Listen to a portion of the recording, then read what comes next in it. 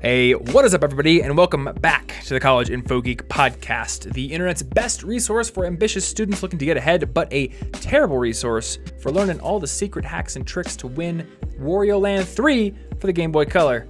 Ooh, I didn't play that game. That was a good game. It was a very good game. Also, happy belated Halloween, yes, good sir. Yes, happy belated Halloween indeed. It's not Halloween yet for us, but we're bad at timing, so it's already over for you. We are bad at timing. Whoops. But Halloween never ends in my heart. Yeah. Ever. Until Christmas. But the moment Christmas ends, I do want to keep the tree up for an extra 2 months until it burns my house down because it gets too dry. Well, that's what you're supposed to do, especially in Colorado. Yes. At which point, Halloween is back to being front and center in my mind. Yeah. Because it's my favorite. It's the best. It is pretty good. We went to the zoo last night. They had a bunch of spooky stuff. It was cool. Though everyone was in onesies, and I regretted not owning a John Cena printed onesie. Ah. So yes. Now you know what to get me for Christmas. Yep. Something like that. Anywho, my name is Thomas Frank. I'm here, as always, with my good friend, Martin Bamey. Or are you Martin Bamey? Oh, not today. I don't know. Not today. Yeah. For anybody watching the YouTube version of this, I think it's pretty obvious who I am. But we will let the audience guess who you are. Ooh, yeah. That's a good one. Yeah. I want to see if they can guess it. That's true. You got to guess it. Did you also recently watch the movie that you are from? I did not recently watch it. I watched a few clips before this, but okay. I do love it. I'm not going to give any more hints, though. You got to guess this. I also love it. We watched it pretty recently, or at least had it on while Anna was doing crafts and I was doing something. So, on the last episode we published, somebody requested that we do an episode on video games. And I was like, say no more, fam. I like video games. I like video games. It turns out they are one of my favorite things in the world. And they have played a pretty big role in many of the videos that I've made.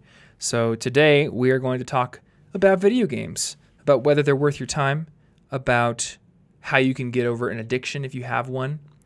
And I would think one question they had there was, how do I reconcile the fact that I'm playing these 30 to 60 hour campaigns with the fact that I have goals? Yeah. But I also just want to casually discuss them, talk about some of our favorites. So consider this a bit more of a fun episode. We are in costumes. It is Halloween it makes after sense. all. Yeah, we did dress up last year too. So now we have a tradition going on. Yeah. Yeah. And I think the year before that we weren't on video. Yeah, I don't So think nobody can conclusively prove whether or not we were dressed up. Even I can't that prove year. Because I have no idea. I have no memory of this place or moment. So I could have been dressed up. It could have been very extravagant. It could have been like a full, authentic samurai armor set. Yeah. Which I now kind of want. Anyway, what all do you got written down for this episode? Oh, well, I got some stuff about time management in here. You know, about how to make sure I'm not playing too many games. Yeah. But how to still get to play them. Well, let's start off with this question. Are video games even worth your time? If you like them. And so this question's always weird to me because nobody ever asks, like, is Netflix worth my time? But they still watch Netflix. Yeah, You know, I would argue that watching TV Netflix worth is my worth time? less than a video game because at least games are interactive. And, Yeah. And oftentimes video games actually have really good stories, and that's just that a game was the way that the author chose to make it. That's true. It's like, but yeah, well, I mean, it's fun. If you have fun, it's worth your time. If you don't like them, no, don't do them. It's not going to like make you a better anything else. Do you remember the 3 hobbies thing that we once talked about on the show? Yeah, you're supposed to have like a creative one. I think it was like a healthy one and a money one. Yeah. So a hobby that makes you more creative, or at least gives you some sort of creative output that you can show. A hobby that makes you money, and then a hobby that increases your fitness or makes you healthier. Yeah, I don't remember where that came from, but it's pretty good. I honestly think it was some random person on Reddit who typed it in. So it wasn't some famous person saying this is how I became successful. I liked it. Video games don't really fit into any of those categories unless you're in a very select group of people. Maybe you are a developer or a level designer or a writer and you're making games, so you're playing games because it's like a taste builder. But for the most part, I would say video games don't really fit into any of those categories. They don't make you fit unless you're playing rhythm games or possibly VR games. They don't really make you more money, and they don't result in a creative output. Because you're playing like Mario Maker. But that's like absurdly not that many of them. True. For most games, you're just you're going through a pre-built campaign that somebody else imagined. Yeah. You're not really imagining something yourself. Minecraft may be an exception to that. But I would say that if your life is together and you have things that are improving your fitness, the money one I'll come back to, and something that is improving your creative output, and you've got time left over and video games are something you like to do, then there should be no guilt whatsoever. Yeah. If you've got your stuff together, then like do whatever you want with the free time. Yeah. If in fact, it kind of residually improves all three of the other ones if that's what you need to relax or enjoy life and make the other things worth it to you. Mm-hmm. So do you think that your life fits that model at the moment? Having the 3 hobbies? Yeah.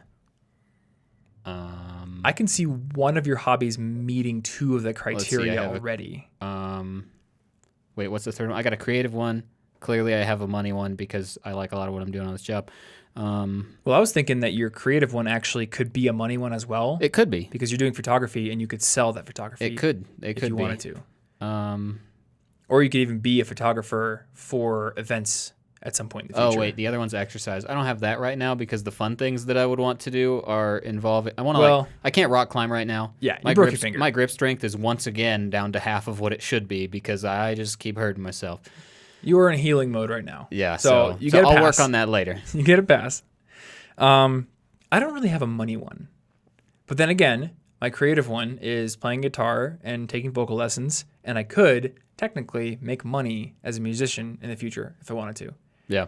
So, and I think like the fact that you and I are kind of running a business is a little bit different than somebody who's in a job where their salary is kind of like at the whim of a boss. Oh yeah, like that's certainly different. We don't have fixed hours. We put a lot of time into the job, so I don't feel super compelled to have a money hobby. Yeah, and that's why I haven't really bothered to do anything with the photos yet. Like I might sell them, but it's not like I need to, anytime soon. It's not if you want to make money, there's like a clearly better way to make it, and that's just find a way to build the business.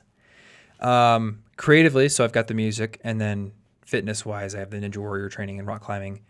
So I'm good there. I'm reading and doing my habits, and I'm getting my work done. And I still play video games. Yeah, there's still time left over. You don't need to optimize every single second of your day to be productive because, like, at the end of the day, I don't think that I will see those measurements on my deathbed, and I don't. I just want to have enjoyed myself in some regard and done good stuff. If I can do both, that's great. Mm-hmm. Now, what about people who maybe aren't doing those things and they're spending too much time playing video games? Who don't have like the other 3 things going on? Well, earlier this year, actually, pretty early this year, I was playing way too many games, and I didn't like it, and it occurred to me that video games do not have any effect whatsoever on my self-esteem.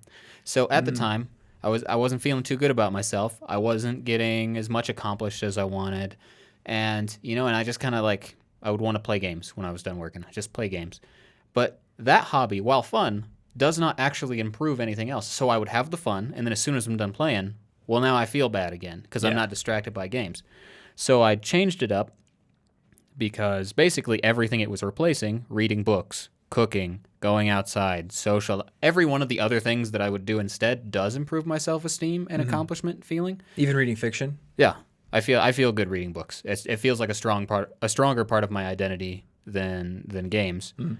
And so I decided that I was going to play video games on Fridays and Saturdays, and I was not going to use them as my hobby the other days because then I actually have room to do other things. Because otherwise, you start playing a game, you're like, I'm going to play a little bit, and then you played like 3 or 4 hours on accident, or at least I do. Yeah. And then I'm like, well, now I don't have time for the other things. Mm-hmm. So I just Friday and Saturday play all the games I want. The rest of the week, do other hobbies and projects. Yeah. Why do you think reading fiction makes you feel better about yourself, but playing a video game doesn't?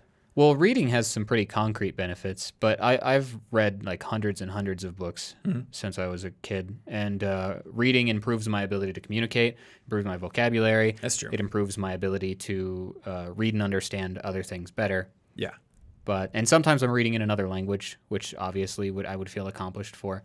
And oftentimes my worldview or sense of ethics or ideas can be changed, or new ideas can come to me from reading fiction. Mm-hmm. Like the way I interpret the world around me Yeah. can be changed. And with video games, rarely there is a game with a story that's good enough for me to get into it like a book. But that's not the primary motive of most games. And you aren't spending most of the time experiencing the story. You're spending most of the time doing the interactive part. Mm-hmm. But with the book, like, and I mean, think about if you compare it to a movie, at the speed of which people speak, how long would it take to actually make a movie that covered as many words and stuff as a book? It would take like absurdly long for you to get that much linguistic interaction. Yeah, it'd be a long movie. Yeah. Yeah, and I think there's one game that has a story where I genuinely feel like it changed me as a person for the better, and that's Celeste. And maybe you would agree. I'm not sure. I love Celeste. Celeste changed my perspective on anxiety. Like, and it's actually, it's funny. Like, I had my first real experience with it this week. Yeah. And we can talk about that later at some point. But before that, I'd never really experienced any kind of like intense anxiety. So I never really understood it from an empathetic standpoint until I played that game. And I've heard a lot of people who have experienced anxiety say, like, this game helped me a lot. But even with a game like that, 99% of the time of your time with that game is just hammering away at platforming challenges. Yeah. Not actually experiencing the story. So it's very different than reading a book. Yeah. Whereas when I read like a Kurt Vonnegut book, I almost always come away with like whoa, that's a really interesting viewpoint. Yeah. Is there a way I should try to apply this to what I'm doing or to the way I see things? And you can see through other people's.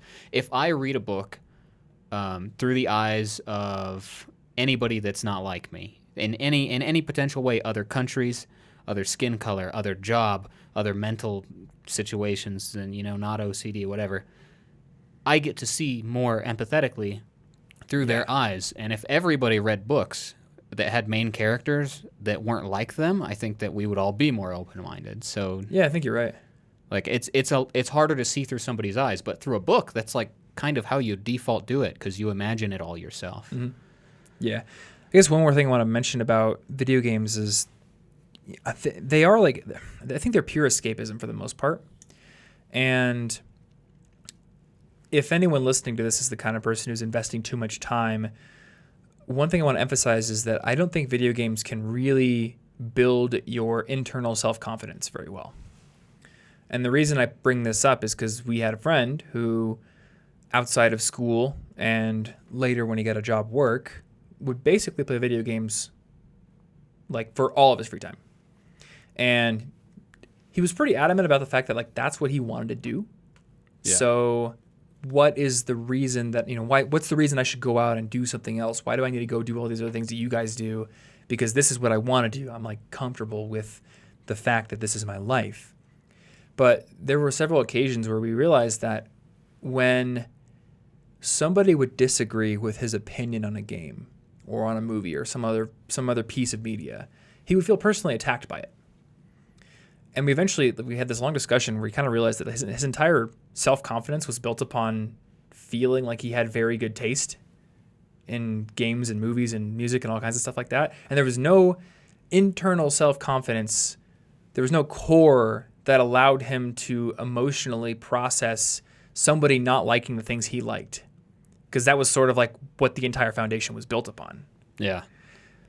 So, and I think like he's improved massively over the past several years because he no longer does just that. Yeah. He's writing a book and doing all these things. And now it's like, oh, you don't like the thing I like? That's cool. Yeah. Doesn't attack me personally.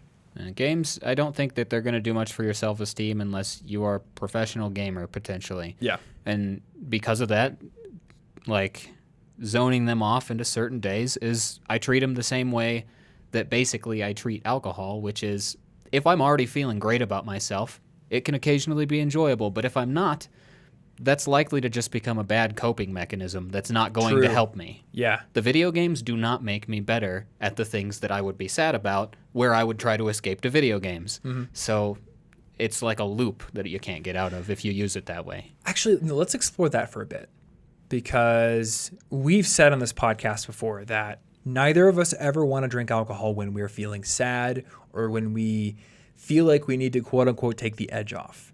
Yeah. Because if you do that, you are establishing a habit essentially. You have a need that needs to be fulfilled, which is that I need to de-stress. The alcohol makes me feel good. Therefore, my brain sees that as the solution to the problem. So next time I feel stress, it will now crave a drink.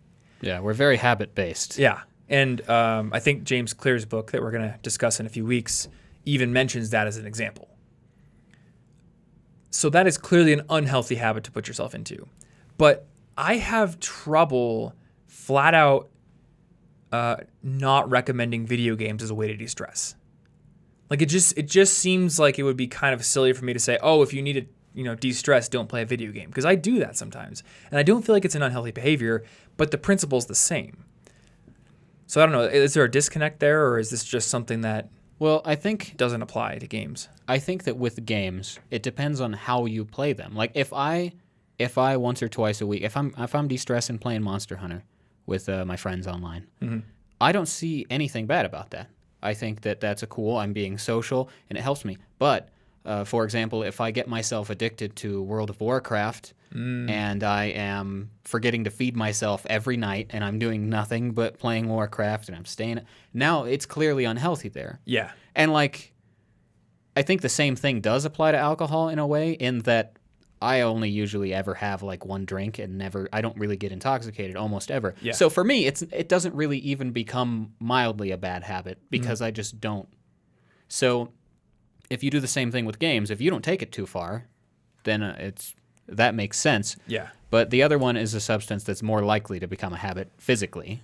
True. Yeah, I guess alcohol has the also added potential to form a physical dependence. And I suppose one thing I didn't think about before is the fact that if you have free time at night, then playing a game probably isn't harming you in any substantial way, and it's not getting in the way of your goals. Yeah. Whereas having a drink, I mean, I drink in moderation. I'm not going to go out and say I never do, and you should never, ever, ever drink. But if you drink too much, it's poison. I think there's an identity thing here too, because if I identify as the kind of person who can't get through a stressful thing without a drink, I'm setting myself up for something bad. But I think even if I played games to de-stress, I wouldn't be I can't handle stressful things without my 3DS. That's true. You're not thinking I need it's this. Not a societal thing where you view that as the solution. It might be your solution. You can de-stress with it sometimes. But there's a societal thing where, I just need to take the edge off. That's a thing that people do. So you might start to identify and be I'm just one of those people who can't do it without alcohol. Right. But you're not going to be trying to talk to somebody that you think's pretty cute at a party, right? And you give me a few minutes with my 3DS. Get my confidence. If I'm playing Mario, I'm real good at this level. Hey there. It's not you're not going to do that. Yeah. It's not going to become a part of your identity in that way. Yeah. I guess it's kind of a framing issue. You're never going to say, I need my Monster Hunter to get through this. Yeah, you wouldn't. But you might think... You wouldn't likely do that. And that identity is going to make the alcohol more likely harmful, because if you fall into that, then it seems normal that you might need it. Yeah. So games are like an outlet for stress rather than a solution for fixing stress. Yeah. Or for getting you back to a normal state. Or for building up your social confidence to be able to talk to somebody. Yeah, it's not going to make me any better at the party. I'm still going to be I'm still going to be pretty socially dumb if I'm if I think that playing a bunch of Mario first is the reason that I'm going to get confident. Let me play this one level. If I beat World 4-8, I mean 8-4. if I beat this it, level, I'm going to talk to this girl. Yeah. If not, I don't deserve to. I died. I guess I'm going home. Aw. All right. Yeah. So I want to talk about addiction, because while they are not physically addictive, and there's a big difference between an addiction to a substance and an addiction to a video game, they can build a psychological dependence, especially with games like Candy Crush that are literally built to be addictive. What should people do if they find themselves actually addicted, or they feel that they are addicted, and it's interrupting their work or making it hard for them to focus? Well, I would say that a psychological habit like that is... there it is. It's very habit-based, is what I was going to say, so that's why I said habit, definitely. But in that, you're probably going to want to find some sort of a replacement habit to take its place, because otherwise any time where you're this is the time when I would play a video game, and it's the only thing I know to do in this situation, what are you going to do? You can't just like do nothing. Your brain True. wants a solution. And this is also in the James Clear book. We'll talk about it more later. But like you have habits for a reason. It's because they solve something. They solve some part of a situation that you're in. So if that's what I do every night, and it's because I'm trying to de-stress, not to fix it so that I'm more confident or anything, but to de-stress, then I need something else that will de-stress me. Otherwise, if I just try to stop playing games, I'm just going to be stressed, and that's not going to like work. My brain's going to be like, "Why are you doing this? This sucks. We're stressed. We need to fix it." So maybe you could do a sort of paired thing where I'm going to take 30 days off of either video games in general or maybe the one game that's a problem for you, whether it's World of Warcraft or League of Legends or Overwatch or something that has a tendency to be addictive. And you also sign up for a photography class or you join a sport or something like that. Yeah, and or I think start a D&D campaign with your friends. Even if you did that, even if you couldn't do 30 days, you really want to play the new game that's coming out, even if you just cut it in like half or a third, you're like, I'll play games like, I'll play games on Monday and Thursday and Saturday. And the other days I'm going to do this other thing. Now you've broken the habit streak. Yeah. It's not a habit because you're not always doing it. You start to split it up with other things. Now your habit is to choose one of the things that helps you relax rather than to immediately jump to video games. And I know something that you've also done is to make slight changes to your environment to make video games less of a pull during the day. Yeah. So like you have your shoji screen in front of your TV all day. You still do that? Yes. Yep. I have it up right now. It makes my living room look super zen. But also, it is easier for me to read in my living room now. Yeah. Because I go in there and so I don't have a couch. I don't have chairs unless usually I have my desk there, but I'm facing the opposite way. So I don't see the games yet. So when I'm facing any direction that I would see the TV at, I'm usually on a floor cushion. Okay. So I can't see above the shoji screen, and I can't see my TV or the games. If I can see them, I see the like 12 games that are in new packaging that make me feel like I'm supposed to play them. But if it's covered up, I don't care at all unless I independently think, I'd like to play a game. And that's fine. I thought of it myself. But if it's a habit, like if I just see it and it's like, hey, Martin, I'm right over here. It'll take like 3 seconds to boot up because the Switch is awesome. Then I might just do it for a few seconds and then get locked in for longer than I want. Yeah. And you also bring up something that I want to mention to people who have a small living space. So we often talk about making a separate workspace from your gaming space, or your cooking space, or your sleeping space. And that's doable for people who can leave home to do work or for people who have a big enough apartment or house to have separate rooms. But what you're doing is actually just slightly changing one room that is still multifunctional. Yeah. To better the context of what you're doing. So like you said, you have your desk facing away from the TV. And then you put a pretty cheap shoji screen in front of the TV when you're not gaming. Yeah, and as soon as I take it down, I'm like, yes, I'm about to play games, or I'm going to watch something with Ashley.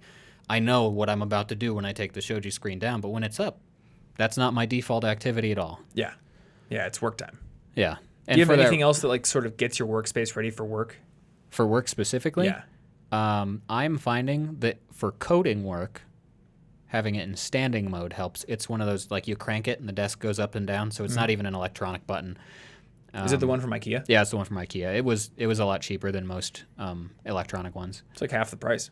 But standing mode is really good for me for coding because I need to kind of like pace back and forth and think a lot. And I make a specific tea. Like I have a very specific type of tea that I've now been drinking just when I'm working, and it's actually helping me focus more. Okay. I don't drink my green tea. I like that for all the time. Yeah. But I have this like chocolate pu'er that I love got at Whole Foods. Pu'er. And I'm like that now when I smell it, when I start drinking it, I'm like, I guess I'm working at least until this tea is gone. Yeah. Is that the bag stuff? Yeah. Yeah, Nice. the Numi, it's at Whole Foods. Yeah, stuff's good. But And so people may be able to find it at other grocery stores. yeah, 'Cause I used to get I it just at haven't Hy-Vee looked. in It's Iowa. not like Whole Foods specific at all now. But yeah, I have a specific drink now. I have a specific focus playlist, and I put Brain FM, like rain or wind or one of the more non-musical ones in the background so that it works with my study music. Oh, That's cool. So I get the cool brainwaves, storm blocking out everything thing, but I also get my little playlist of instrumental stuff. Yeah. On Brain FM, when you do a rain sound or something like that, does it still kind of have that? Yeah, it's still got the weird pulsing background? stuff. So I do that with my little focus playlist, and then I got the drink, and I'm standing. I'm facing away from the wall. Nice. Or facing away from my piano, the bookshelf, the table, my games. I can't see anything else. Yeah. So you're just tailoring your environment in several different ways for work.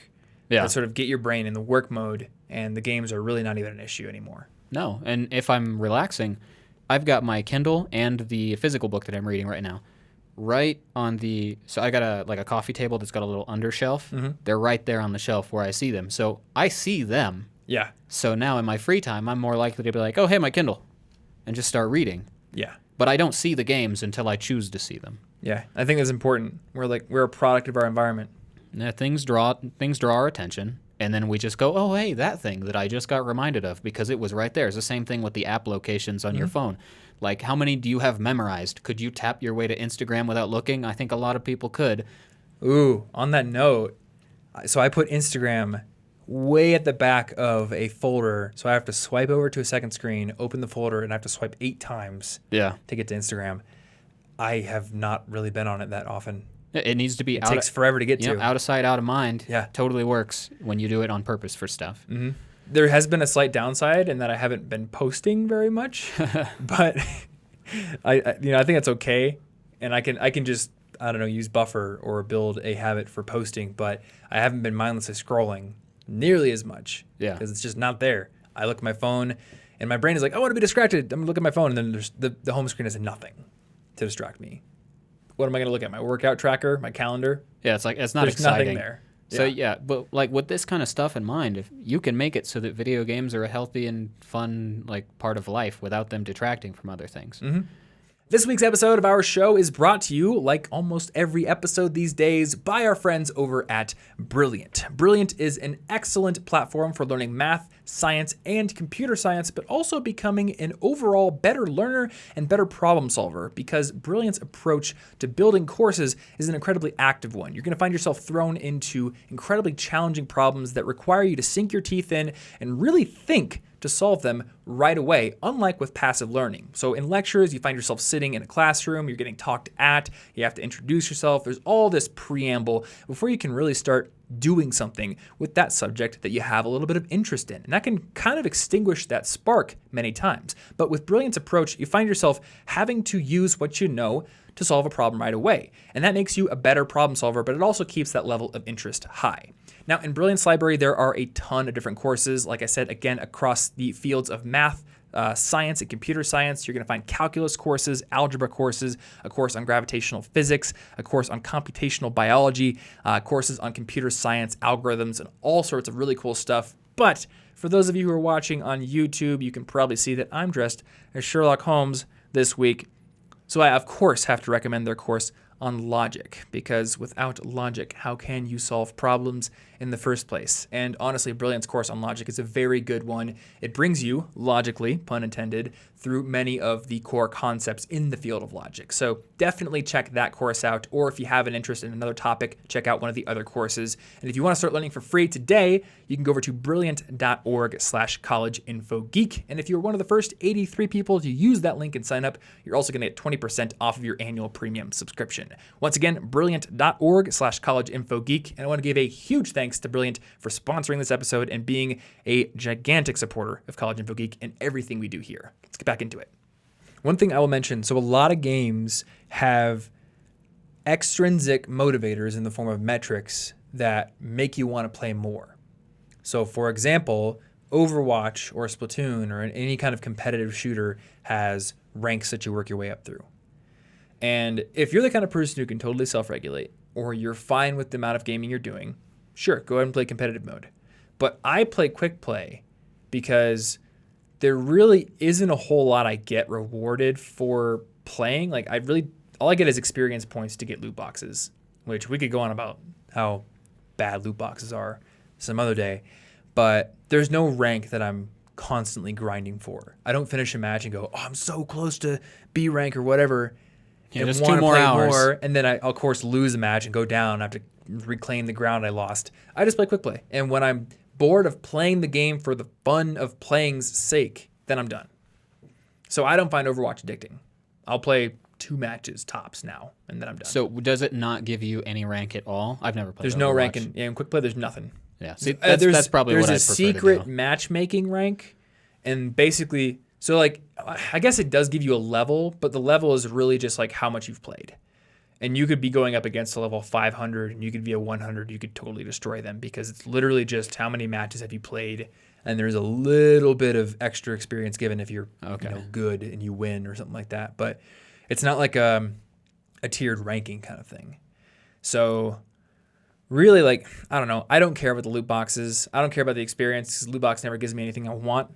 And I realized I can never really see my skin when I'm playing anyway, so why do I care about getting skins? It's a first-person shooter. Yeah, it doesn't. So that doesn't matter. You're just like trying to express yourself through these skins, but it's like such a minute thing. So really, the only I guess rank is something called matchmaking rank, but it's nothing you ever see. It's just an internal metric that is used to try to match you up with players who are doing around as well as you are, so that way multiplayer doesn't get really unbalanced. Because if you only used experience, you would get super unbalanced teams, and it would be fun for no one. Yeah. So, but that's not something you can see. So it's not something that would influence your desire to keep playing. Yeah. And with things that aren't multiplayer, like for that same reason, I don't try to 100% my games. Oh yeah. Like, yep. I'll do it for the first couple chapters, the first couple levels, because I'm really into it. I want to do everything. Mm-hmm. But as soon as I notice I'm getting stuck because I'm trying to 100% achieve this part of the game and it's starting to make me annoyed, then I'm like, okay, here's the thing. That's not that fun right now. So what I'm going to do is now that I've done enough 100%ing and I'm getting annoyed at it, I'm just going to run right through the story, only doing side quests that seem particularly fun. And if I beat the game and I still desperately want to play, now I've still got stuff to do. Now I can go closer to 100%, but it never matters to me if I hit it. And I do 100% the achievements in a few things, but usually I'll beat the game first, and then I'm just like, actually, it's still fun, so I'm going to keep playing. But I can't finish the game until I get all the achievements. So I just finish it first, so that's not even a motivator. I think that's how you and I both played Mario Odyssey. Oh yeah, just ran through the story. I think and I'm then only you went missing back. like one thing in there, I'm and I might go bunch. back later because I still will want to play it again. But Yeah. it's actually kind of cool because I'm leaving myself more stuff to do. Yeah. It's more replay value if I ignore 100%ing. Exactly. You didn't grind your way through because of some sense of obligation. You Well, just then, played like, when it was fun. What if I was excited about the next level, but I was like, not until I 100% this one, and now I'm like taking away the fun. Yeah, exactly. So I want to talk about some of our favorite games in a second. One last little note that I want to make here is mobile games. And I think to some extent, desktop and console games are starting to adopt these strategies, but they started in mobile games. Games like Candy Crush and Puzzle and Dragons, they are optimized for addiction and also for making money off of you. Yep. And I have firsthand experience with this. I'll admit, back in 2013, I started playing Puzzle and Dragons, and I ended up spending $200 in that game. That could have bought you quite a few good games. Exactly. And it's not a game where you get to go in and see, oh, I want that monster, I will buy it for X number of dollars. It's, I really need that monster, so I'm going to buy gems so I can buy pulls of a slot machine. It's literally gambling. The only reason it's not illegal is because you're not gambling for money. But to somebody who is really into this game and wants to get past this level, and you can't get past this level unless you have another fire monster that has a specific stat level, it's basically the same thing. Your brain cannot differentiate the importance between dollars and getting that monster. So you'll just keep pulling away at the slot machine. Yeah, they're doing the variable return sort of thing. It's variable return, so it's that uncertainty principle. The other thing is, and I read an article about this, maybe we can find it for the show notes, I'm not sure because it was several years ago. They've done like actual user research and eye tracking and heat maps and all kinds of data to find how long they should give out free stuff before they really put the squeeze on and start making you buy things. So they basically know exactly how long they should let you play and exactly how many little freebies they should dole out. and exactly what uncertainty rate that they should give out rares and commons and such, that they can maximize the amount of money you'll spend and the amount of time you'll keep playing the game. Yeah, it's basically like, it's compared to people like Kojima or somebody making a game because they're just like in love with this concept they're creating. This is like video games at their most evil. It's the most cynical. It doesn't. They don't care at all about the creation, or somebody did, and then they were quickly overridden by their boss, who was like, "Wait a second, Yeah. I think we can manipulate people with this." Exactly. So if you're playing games like these, or you're playing games like maybe even like Fortnite. I don't know exactly how Fortnite's purchasing system works because I don't play that game. But even Overwatch, they have a loot box system. So if you're the kind of person who really wants all the skins for a certain character, you have to gamble your way to get those. And that's really not good for your brain and can be a huge waste of money. So guard your mind against games that use these tactics. And maybe choose to play games that don't use them. Yeah. You know, and heck, maybe if we all choose to play games that don't use them, we will convince the industry to not use those tactics anymore. One can only hope. Not anytime soon, probably. I don't know. Yeah, we'll see. Anyway, that's all the productive stuff. Yeah. So I want to talk about each of our top 10 favorite games. Yeah, bonus round. Just list them off. And maybe there'll be some discussion. I'm wondering if we're going to have any overlap. I feel that there is the potential for 2 and only 2 games that could overlap between us. I see the possibility of maybe 3, but Okay. I could never see more than that. All right. We don't really play the same games most of the time. No, we don't. And also mine are not in order except for the first one. Okay, mine are in a tentative order. I've been thinking about it. Okay. You know. I think maybe these are in order. They feel in order for me right now, but they could change. Okay. I'll let you start with your number 10. Oh, number 10. I'm going to go with Monster Hunter World, just to be specific with a Monster Hunter. But really, I'm referring to all Monster Hunter. The whole series? Because I love it so much. Do you like World the best because it doesn't have water levels? Yes, I do. World has the best features. That's why it gets to be my namesake Monster Hunter. But I love the whole series just as much because it's basically the same thing. And that's the one I played with you, right? Yeah, the PS4 one. Yeah. It's super good. That's a game that I feel is, I love it. at least for me, not a threat when it comes to addiction. I'll hunt 1 or 2 monsters that takes about an hour, and then I'm done. Well, But maybe, okay, so I guess you do have to put all the things you take from the monsters into the forge to get certain gear, Well, so if you really care. in a previous one, Brandon and I did fight an hour-plus long monster 60-plus times. But okay, I stand corrected. we got that armor. all so that matters. it does have some addictive qualities if you let it. That's watch out. Maybe I didn't find it addictive. Yeah. Okay. My number 10 is Guitar Hero 3. I just love that game. And specifically 3 because 3 had the best system for hammering on and pulling off. So it just had some of the most insane note charts. Like the Dragon Force songs were on there. Okay. And I loved playing those games. So yeah, not much more to say about them. Yeah. All right, number 9. Number 9. Celeste. This is my newest addition Oh. and is the reason that I reconsidered my top games because I recently finished all the Seasides, which were very difficult. Yeah. And I loved it. And I still kind of want to play it, even though I'm at the point where like I don't think that I want to do the things that are left, but I keep trying every once in a while anyway. I just pick it up. It's a great game. The music, the look, the gameplay, everything about it is just like the perfect platformer challenge game to me because I usually don't even like that genre. Yeah. Yeah, it's really not something you typically play. No, it's a stranger in my top 10. It is nothing like the rest of them. Wouldn't you know it, my number 9 is also Celeste. Oh, nice. Like I said earlier, that game actually changed my perspective on anxiety, but it's also the best platformer I've played. In terms of pure platforming, it did dethrone Super Meat Boy. It's so good. I think I really love Super Meat Boy's physics and the fact that it feels like you have so much momentum, but the later levels of Celeste had so much technicality and rhythm that they almost felt like a rhythm game. Oh, you just got to beat the rest now. I am stuck on the last level's B side. That's fair. That one's a little difficult. Oh, it is so tough. And I'm just like, after 100 or so tries, I ask myself, what am I doing right now? So I'll probably you should go only back do it to when you're in the mood. You shouldn't force it. You should only do it when you're just like feeling an urge for some Celeste. And I'm sure I'll get back into it someday, and because of the spacing principle, I'll just crush that level. But for now, I'm not doing so hot. Anyway, number 8 for you?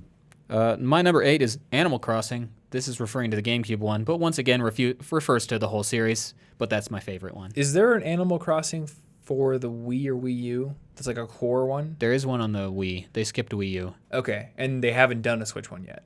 They're going to. They have one announced. Right. So there's been 2 core Animal Crossing games? There are some on the DS and 3DS. But are they real Animal Crossing Yeah. games? Oh, okay. Cool. Yeah, there are full ones. Gotcha. I could only remember the Happy Home But I Designer love them. one. They're so good. Those are games I could not get into, but I kind of wish I could because they seem really relaxing to play. Yeah, it's like the perfect winding down half hour to me, like if I had one at the end of the day. And I haven't had one in a while, Nintendo, so I'm looking forward to it. Have you played that Harvest Moon game it's not Harvest Moon. No. What is the name of that game? I know what you're talking Some farming game that I totally know the name of. about. I just cannot think of it right now. No, I don't remember right now, but I haven't played it. Okay. You might like that. I don't know. It's relaxing. It's a good wind down game. Yeah. I just don't like the fact that you have a limited amount of energy and you have to go to sleep. So you can only do a little bit and then you got to go to sleep and reset. I just wish I could just play. Which I think that's how Harvest Moon was, at least in the Game Boy. Well, Animal Just play Crossing as long as follows I real wanted. world time. So like it's nighttime and the shops close and like Yeah. there are holidays and there's weather and it's so good. Yeah, a day in this farming game that I can't think of, and there's going to be a ton of people in the comments just yelling at me because it's a very popular It's like the game. Switch one, right? Yep. Yeah, I know what you're talking about. I just don't know the Stardew name. Valley.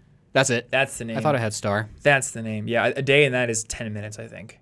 So I'm trying to get something done, and then all of a sudden it's bedtime.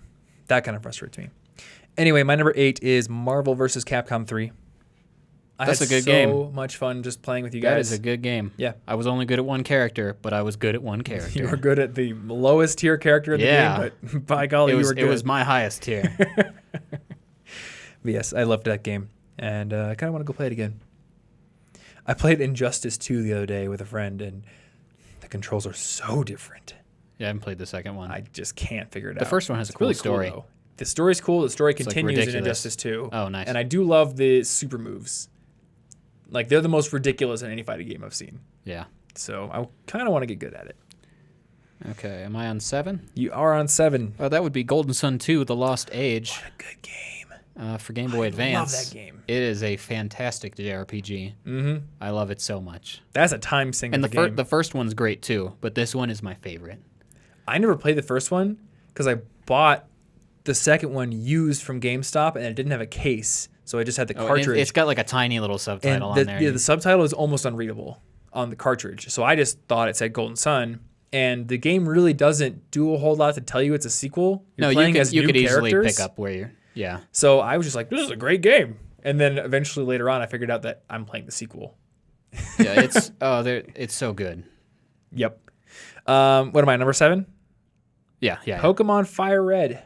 Oh, you've got a Pokemon game in here. I didn't expect that. Mm-hmm. And you know, I think if I had gotten into later gen Pokemon games, I would probably not have a remake of the first gen on my favorites list because obviously I know that the later games are better games, and Gen 1 has a lot of quirks.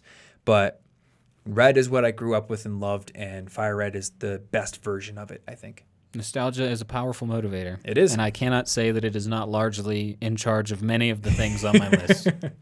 Yep. What's your number 6? That would be The Legend of Zelda: A Link to the Past for the Super Nintendo. It's a good game. One of the first games I ever played. Really? Yeah. One of my very first video games. The first game I ever played Real good. was Link's Awakening. Oh, that was one of the my Game first Boy. too. I think my actual first was Zelda 2 for the NES. Okay. But, That's a tough first game to play. yeah.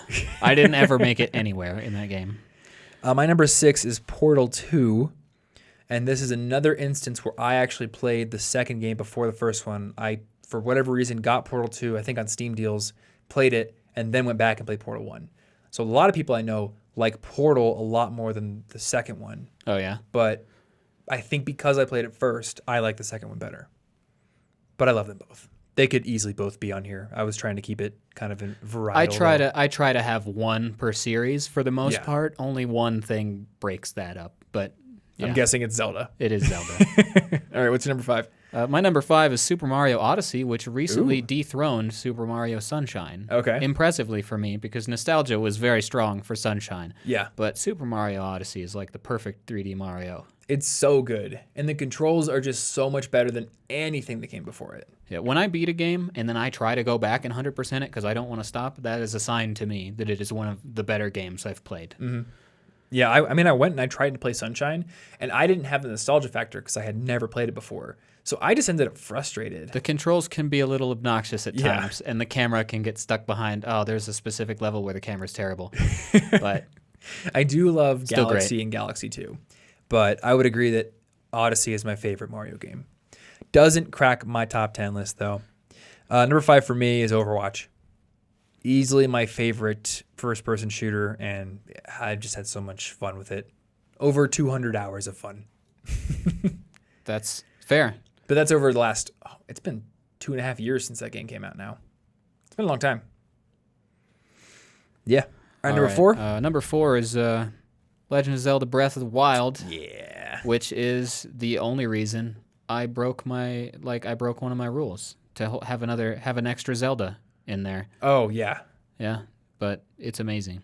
That game is just life-changing, at least for me. It's one of the greatest games. And, I mean, you can probably guess that it's on the list, too. Yeah.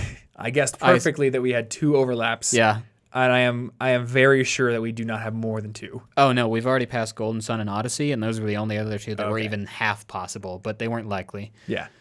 My number 4 is Enter the Gungeon, which for people who haven't heard of this game, it's very much like Binding of Isaac, but with, I think, better controls and is less gross, which is the main reason I like it. But it also just has so many guns and so many enemies and so many just fun combinations and items. And it's a roguelike, so when you die, you have to go back to the start. But the levels change every time. And the gear you get changes every time. So it doesn't really get tiring. It's really hard, though. So go into it knowing that you're going to die many times. All right, number 3? Number 3 is the top 3. Pokemon Silver. Okay. For the Game Boy. So we kind of have a third overlap, actually. Yeah, kind of. Pokemon kind game. of. I love all Pokemon games and have put hundreds and hundreds and hundreds and probably thousands of hours. Yeah. So why literal Silver? Months of my life. Silver has 2 regions. You can go to Kanto and Johto. That's true. So it's like twice as long as the regular Pokemon game. Mm-hmm. And I think nostalgia's a really strong thing here, but I really miss the pixel graphics. Oh, yeah. Just the 2D Pokemon is really cool to me. And the music's so good in that one. I really like it, and some of my favorite Pokemon were in that one. It just kind of hit me at the perfect time. I love all Pokemon games. Yeah. But this one had the 2 regions, and I loved it. I actually did play Silver. I just don't know why it didn't make as much of an impression on me as Red did. I don't know. Because I know it's a better game. Well, yeah, and I mean it basically and has Soul Red Silver in is a better Silver, and I love Soul Silver too. Yeah. But for nostalgia's sake, the Nostalgia's first one, powerful. It is. Number 3 is a very recent addition, Hollow Knight. Oh, yeah. I love Hollow Knight, and I think it's very cemented at that top 3 spot. For anyone who hasn't played it, Hollow Knight is kind of like a Metroid game if you added in some Dark Souls elements. When you die, you have to kind of go back to your ghost and reclaim it, otherwise you lose all your money. But the soundtrack is my favorite game soundtrack. The art is beautiful. The level design is amazing. There's nothing I can really find to fault within that game. It's amazing. And for a game that costs $15, I spent, I think, 60 hours in it. So it's also it's very much high worth value. What you pay. All right, number 2. Paper Mario 2: The Thousand-Year Door. Oh, yeah, okay. For the GameCube. I never played those. It's really good. Those are kind of RPGs, right? Yeah, they're just Mario RPGs. Nice. My number 2, Breath of the Wild. It's up there. And Breath of the Wild, so that's the only game where I basically just deleted a week of my life and didn't work to play that game. It's worth it. No regrets. Seriously, no regrets. And I think my friend Steve from Nerd Fitness would say the exact same thing. No regrets for the time I spent on that game. And there are other open world games I like, but no other game has done what that game did. That game perfectly nailed the feeling of, oh, hey, what's that thing over there that's clearly not on the path I'm supposed to be on? I'm going to go check it out. And that turns into a whole adventure of its own. Yeah, the exploration is like the best I've ever experienced. And there's the map isn't littered with markers. You don't even get a map. You have to make it yourself. And it's dense. There aren't big swaths of empty stuff. There's stuff everywhere. Yeah, I mean it's so dense. There's like you said, there's no empty copy and paste at anything. You will stumble across things you did not know were there, and also it's got a bunch of great puzzles. Yeah, like 100 puzzle rooms. So loved that game. And I mean, looking through here, it's one of the only story-based games, like adventure games, on here that I don't know. Like, I mean, I love Hollow Knight for the adventure as well, but it was also kind of like the combat mechanics and things like that. And it's almost like a fighting game and a platformer. Zelda, it wasn't like I loved the combat, because the combat in Zelda's, it's okay. The traversal is okay, but just the overall package, was amazing. All right, number 1 is The Legend of Zelda: The Wind Waker. And that's why I say I broke my rule, because before I was okay with one 2D Zelda and one 3D. Yeah. But Breath of the Wild is so good that it still has to be there. But it does not dethrone Wind Waker to me. Okay. Because Wind Waker will probably always be my favorite game. Also, the replayability is higher because I can actually run through and beat that game again. It's true. And have fun. But with Breath of the Wild, I'm asking myself to give up another forever. Yeah, it's if I want to explore it to the same degree. Yep. But Zelda's pretty great, That's all. Good game series. My number 1, as many people who know me can probably guess, is Dance Dance Revolution and Pump It Up. I'm putting them both at the top together. I forget they count as video games. And you know what? They're the only game I can think of where I play them and I do feel better about myself. Yeah, because it's an exercise thing. It makes you fit. Yeah. It's literally a foot agility practice drill that they do in football in game form. And I just love it. Sometimes with anime girls dancing on screen. Yeah, well, that just that's makes the it better. difference. Why don't they have those at football practice? Yeah, they should have that at football practice. Exactly. Yeah, and I don't know, maybe I'll go play some today, because there's an arcade with many DDR machines and Pump It Up machines. So, yeah, I might have to do that. Anyway, I think we are just about out of time because I have a call coming up. So, thank you, dear listeners, for sticking with us through our nerding out session here. Yeah. I know at least one person wanted it. Yep. But hopefully some of the stuff was useful. Yeah, hopefully the first half of the episode was useful. I think it was. And for anybody wanting to see maybe a list of our favorite games and also some of the things we talked about, some of the links we may have mentioned. I know we mentioned James's book, Atomic Habits. Yeah. You're done with it, I'm guessing, right? Oh, yeah. I finished it the day that I told you about the part in chapter 11 or something. Oh, that's right. Yeah, you were pretty far. I have not yet finished it, but I already recommend it. Yeah. And I think you recommend it. It's good. Super good book. So maybe read that book as homework. I think we're going to do that episode in 2 or 3 weeks. Okay. But if you don't want to read it, we will be discussing many of the best points from it, which will probably convince you to read it. Anyway, cigpodcast.com/236 is where you can find the show notes for this episode, or if you're watching on YouTube, you can click the link in the description down below. And that's about all we've got for you. So thank you guys so much for hanging out. If you enjoy this show, share it with a friend. Make sure you're subscribed on Apple Podcasts or Google Podcasts or Spotify or wherever you like to listen. And if you really want to support us on Apple Podcasts, there is a rating and review section. So leaving us a rating and review is definitely hugely appreciated. Also sharing with friends, hugely appreciated. Beyond that, just thanks for sticking around with us, listening, and we will see you in next week's episode. Stay cute.